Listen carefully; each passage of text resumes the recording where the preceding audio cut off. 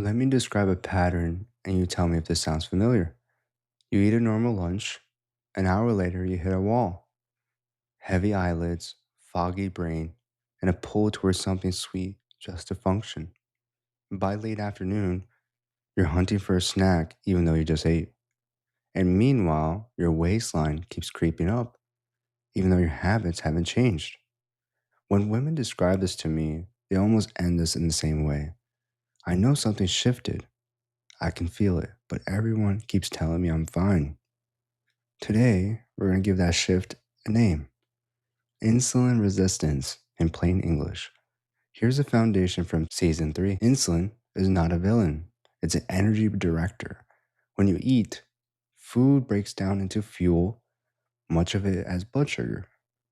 Insulin knocks on the doors on your cells and says, delivery here, open up. Fuel goes in, blood sugar settles, and you feel steady. Insulin resistance is when the cells answer the door much slower. So the body knocks louder and sends more insulin to do the same job. On the surface, everything looks fine. Underneath, the system is straining. And here's the key: you feel the strain long enough before anything looks wrong from the outside. The strain feels like crashes right after meals instead of steady energy, hunger that returns way too soon, cravings that feel chemical, not emotional, the afternoon slump arriving like clockwork, and weight drifting to the middle. Now, why midlife? Three strikes. Strike one: estrogen was helping your insulin work. It's one more job on estrogen's list nobody told you about. It helps cells stay sensitive to insulin's knock.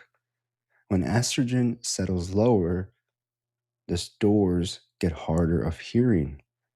Pure biology. You didn't cause it. Strike two: muscle.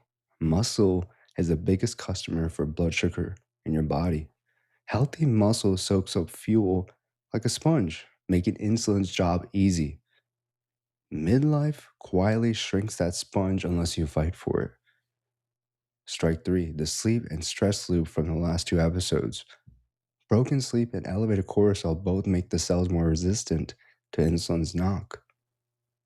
Even one bad night changes how your body handles the next day's food. Now stacked months of 3 a.m. wake ups.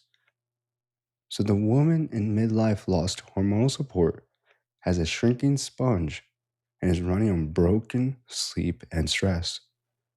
Of course, her body handled food differently when she was 32. She's not imagining it, and she's not failing. The system just changed. Here's the hopeful part, because there is one. Insulin sensitivity responds to daily inputs powerfully. Muscle first, strength training or resistance training tells your body to rebuild that sponge. This is the single most protective move you can make. Walking after meals, even 10 minutes. Working muscle pulls in blood sugar directly. It's like opening the doors from the inside. Build your plate around protein and fiber. They slow the rush of fuel so insulin isn't slammed at once. Same food, gentler wave. And protect your sleep, because everything gets more resistant on 5 hours. You don't need to do any extreme dieting. You need to focus on consistency and the routine. One that's steady around your lifestyle.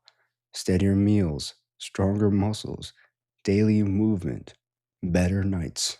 That's how the doors start listening again. And always remember, one thing at a time.